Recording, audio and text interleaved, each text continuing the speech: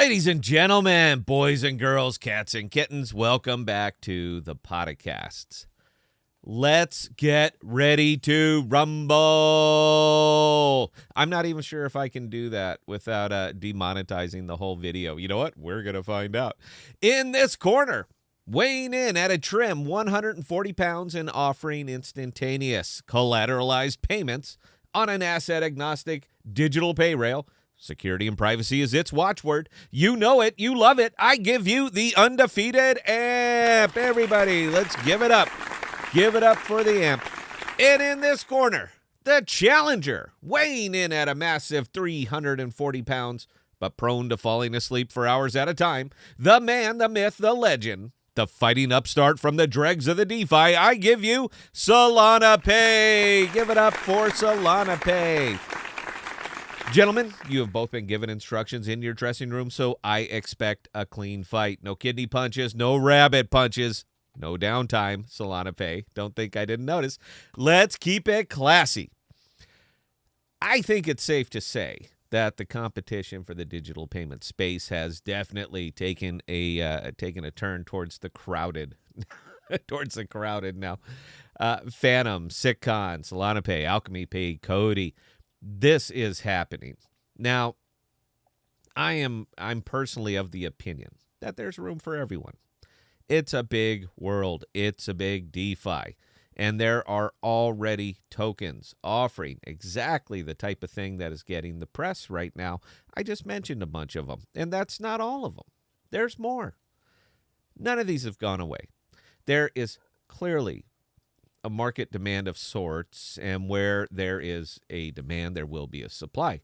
Now, here's the rub, and none of this has changed. It hasn't changed since we brought it up a year ago, and it still hasn't changed.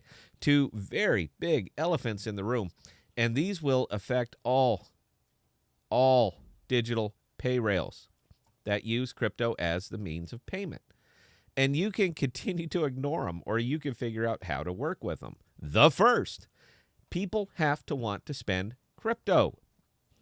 We are all shockingly cavalier when it comes to other people, air quotes, watch, other people spending their crypto.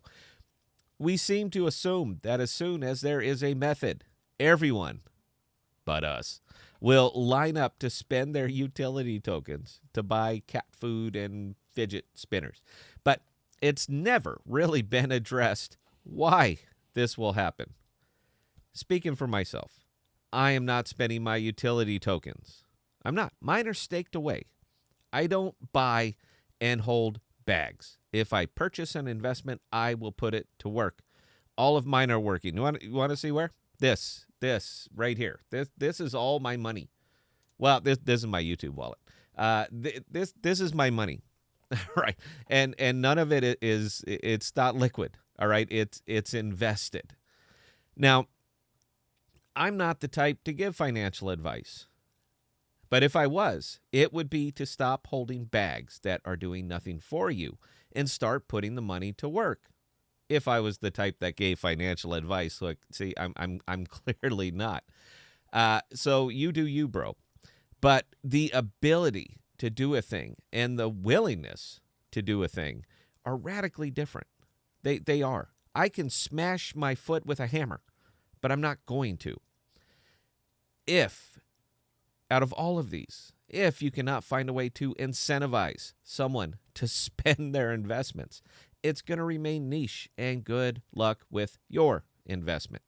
Traditional credit cards offer cashback, airline miles, worlds of perks, and they offer them directly to the consumer.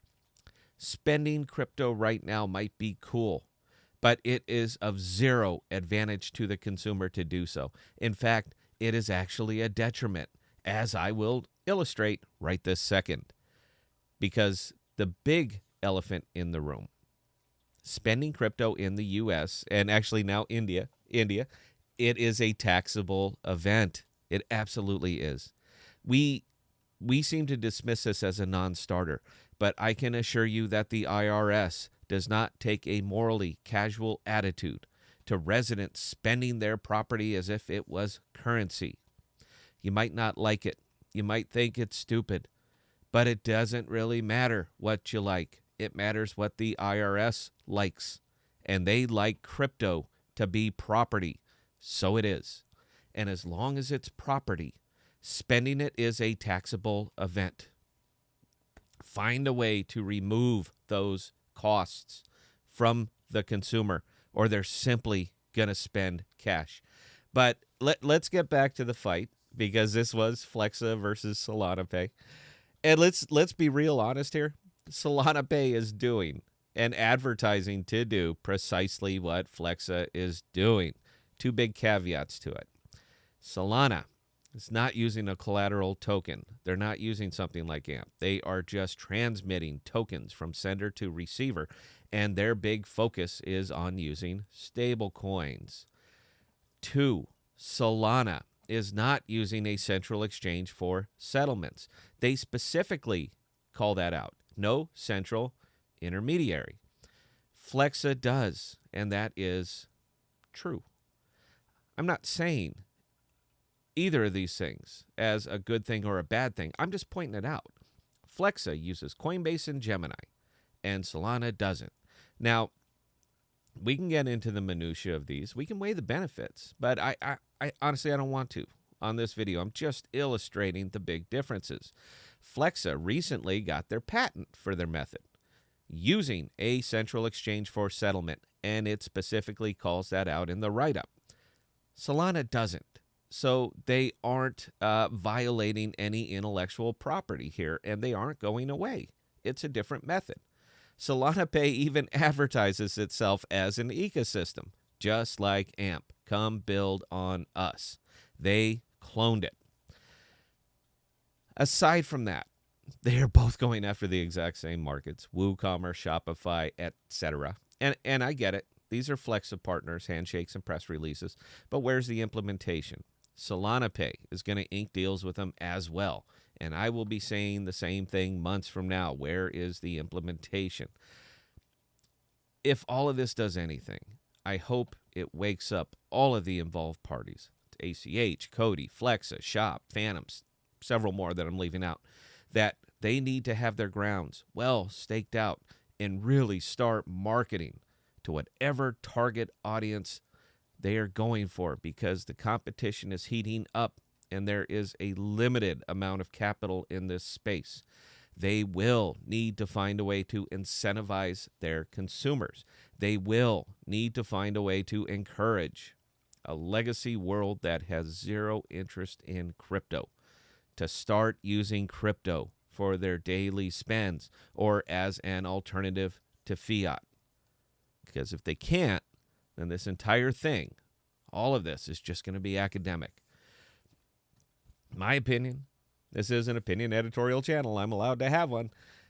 The winner is going to be the first one that can get fiat to the DeFi without going through the central exchanges.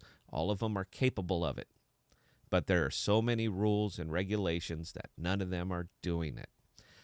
And yeah, you know what? I think that's what we got for this one, folks. We have a live stream this evening with the whole team, and I can't help but think we will be discussing payrails.